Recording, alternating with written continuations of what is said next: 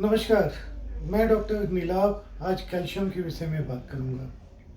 जब भी मैं किसी मरीज को कैल्शियम लिखता हूं, तो मरीज मेरे से हमेशा सवाल करते हैं कि डॉक्टर साहब ये कितने दिनों तक खाना पड़ेगा। जब मैं बोलता हूं कि पूरी ज़िंदगी कैल्शियम खाना पड़ेगा, तो वो बड़े हैरान होते हैं कि डॉक्टर साहब पूरी ज़िंदगी। आज हम ये डिस्कस करेंगे कि कैल्शियम हमारे लिए कितना ज़रूरी है। पूरा ब्रह्मांड और सारे जीव जंतु 6 मिनरल से बने हैं, जो एसेंशियल आइटम्स कहे जाते हैं। Oxygen, carbon, nitrogen, hydrogen, calcium और सल्फर। कैल्शियम इतना ज़रूरी है किसी भी जीव जंतु के लिए, सिर्फ इंसान के लिए नहीं, किसी भी जीव जंतु के लिए। कैल्शियम की जो रिक्वायरमेंट हमारी होती है वो एडल्ट में तकरीबन 500 मिलीग्राम से 1000 मिलीग्राम यानी 1 ग्राम कैल्शियम रोज़ की होती है। जो बच्चों में ज़्यादा हो जाती है, चूँकि बच्चे ग्रो कर रहे होते हैं, हड्डियाँ बन रही होती हैं, तो उनकी रिक्वायरमेंट तकरीबन 1200 मिलीग्राम पर डे की होती है। जो लेडीज़ प्रेग्नेंट होती हैं या जो बच्चों को दूध पिलाती रहती हैं, उनकी रिक्वायरमेंट तकरीबन 1500 मिलीग्राम तक होती है। और जो ओल्ड एज के लोग होते हैं या जिनको पेट की प्रॉब्लम हो या लीवर की प्रॉब्लम हो या किडनी की प्रॉब्लम हो, उन्हें कैल्शियम की ज़्यादा ज़रूरत होती है। वो तकरीबन 1.5 ग्राम से लेकर 2 ग्राम यानी 2000 मिलीग्राम तक डेली रिक्वायरमेंट होती है।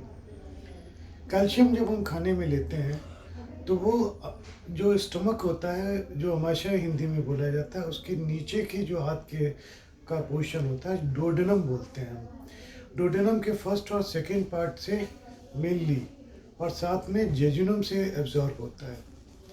ये जो एब्जॉर्प्शन होती है, ये 40 to 80% कैल्शियम यहीं से एब्जॉर्ब होता है, और ये एक्टिव ट्रांसपोर्ट के थ्रू होता है। एक्टिव ट्रांसपोर्ट का मतलब होता है कि कुछ वो प्रोटीन कैरियर होते हैं जो इंटेस्टाइन की तरफ आते हैं, कैल्शियम के साथ वो कैल्शियम को लेते हैं, फिर अंदर की तरफ बॉडी में जाते हैं और वहाँ पे ब्लड में छोड़ देते हैं, फिर वापस आते हैं, फिर वापस जाके इंटेस्टाइन में ये पिक करते हैं, फिर वापस जाके ब्लड में छोड़ते हैं।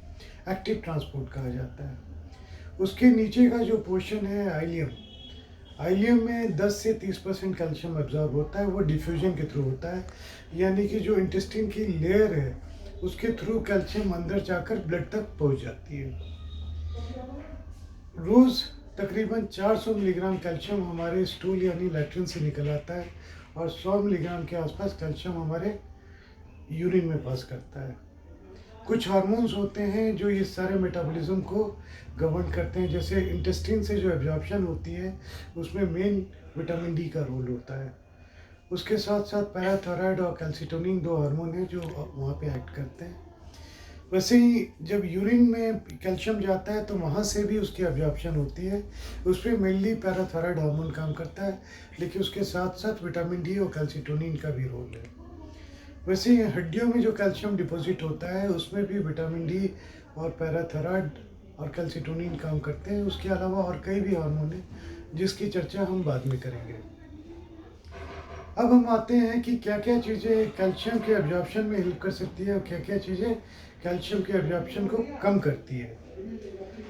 सबसे ज़्यादा कैल्शियम के एब्जॉर्प्शन में काम करता है जो स्टोमक में तेज़ाब बनता है, जो एसिड बनता है, एसिडिटी। इसीलिए कैल्शियम की गोली हम हमेशा मरीजों को समझाते हैं कि खाना खाने के आधे या 1 घंटे पहले खाएं, या खाना खाने के 2 घंटे के बाद खाएं। जब स्टोमक में एसिड रहेगा तो इसकी एब्जॉर्प्शन ज़्यादा बेटर होगी। वैसे ही खाने में अगर प्रोटीन हो तो वो इसकी एब्जॉर्प्शन बढ़ा देता है। कुछ और भी एलिमेंट्स हैं जैसे अमीनो एसिड्स है जो इसकी एब्जॉर्प्शन बढ़ाती हैं, और भी कुछ चीज़ें हैं जो इसकी एब्जॉर्प्शन बढ़ाती हैं। कुछ चीज़ें होती हैं जो इसकी एब्जॉर्प्शन कम करती हैं, जैसे खाने में आपके फाइटेट हो, फाइटेट आपके सीरियल्स में होते हैं। खाने में आपके ऑक्जेलेट हो जो लीफी वेजिटेबल में होते हैं। अगर खाने में आपके फॉस्फेट हो या हाई मैग्नीशियम लेवल हो, तो ये सारी ये इनका एब्जॉर्प्शन कम कर देती हैं। वैसे ही अगर पेट में मैल एब्जॉर्प्शन सिंड्रोम है, जिसमें चीज़ें ठीक से एब्जॉर्ब नहीं होती है, या इरिटेबल बाउल सिंड्रोम हो, तो फिर कैल्शियम आप ले तो रहे हैं लेकिन एब्जॉर्ब जितना होना चाहिए उतना नहीं हो पाता है। इसलिए कैल्शियम की डोज या रिक्वायरमेंट ज़्यादा हो जाती है। अब हम ये बात करते हैं कि कैल्शियम क्यों ज़रूरी है। मैं ऊपर से नीचे चलूँगा, हड्डियों पे सबसे लास्ट पे आऊँगा। जो हमारा ब्रेन होता है वो जिस तरीके से आपस में बात कम्युनिकेट करते हैं, उस जॉइंट को हम सिनेप्सिस कहते हैं। उस सिनेप्सिस के प्रॉपर फंक्शन के लिए कैल्शियम चाहिए होता है। जो नर्व की ट्रांसमिशन होती है, जो न्यूरल ट्रांसमिशन कहा जाता है, उसके लिए कैल्शियम चाहिए हो जाता है।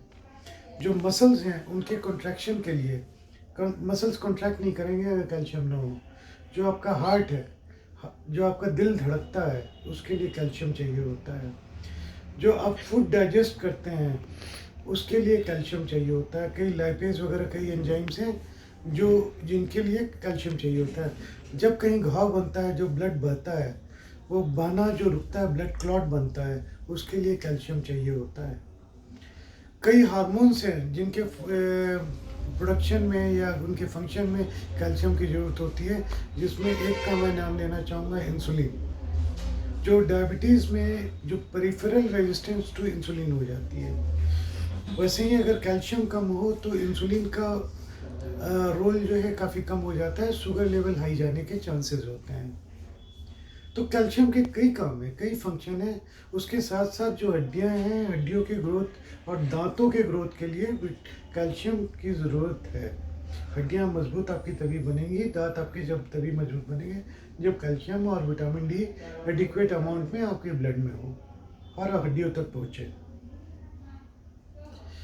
अब इसके आगे हम ये बात करते हैं कि अगर इसकी कमी हो तो क्या होता है। इसकी जब कैल्शियम की कमी होती है तो सबसे पहला चीज़ आता है थकान। इंसान को थकान लगता है, ड्राउजीनेस, आलसपन, नींद आती रहेगी, काम करने का मन नहीं करेगा। डिप्रेशन बहुत कॉमन सिम्टम होता है। इवन कॉन्स्टिपेशन, कई मरीजों में कॉन्स्टिपेशन की प्रॉब्लम होती है।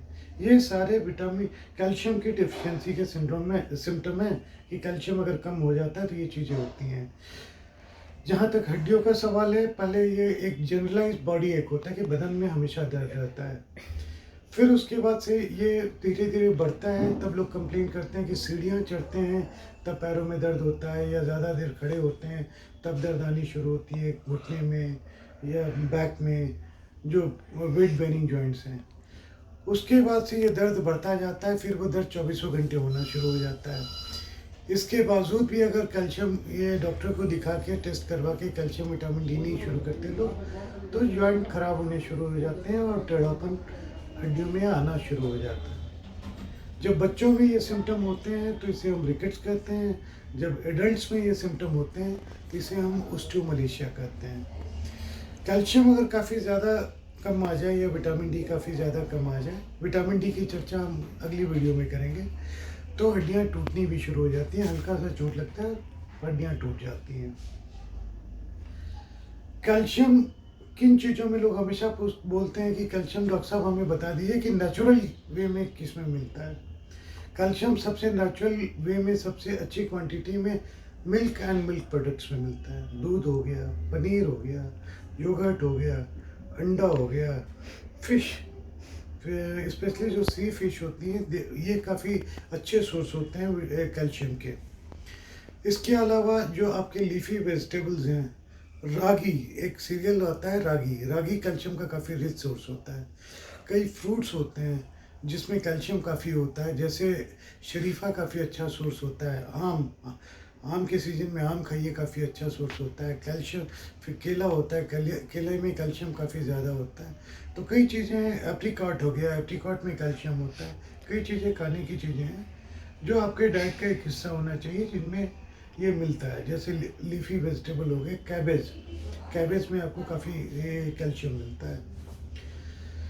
अगर आपको ये सारे सिम्टम हैं, अगर डॉक्टर्स को आपने दिखाया, डॉक्टर को दिखा के आपने टेस्ट करवाया और कैल्शियम का लेवल कम आया, तो इसका मतलब कि ये डेफिशिएंसी सिंड्रोम है। डेफिशिएंसी सिंड्रोम का मतलब होता है कि जितना आप खाना खा रहे हैं और जितनी कैल्शियम की बॉडी को ज़रूरत है, उसमें कमी है, पूरा नहीं हो पा रहा है। तो ये पूरा हमेशा हम टैबलेट फॉर्म में दे देते हैं कि जो इजी होता है लेना, जो आप फॉलो कर सकते हैं।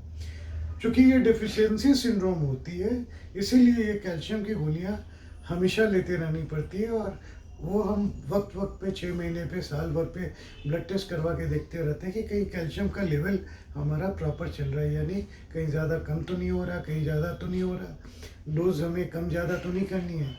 लेकिन कैल्शियम हमेशा लेते रहना पड़ता है अगर कैल्शियम की कमी हो तो। अगले वीडियो में हम विटामिन डी के बारे में बात करेंगे। आज के लिए बस इतना ही। नमस्कार।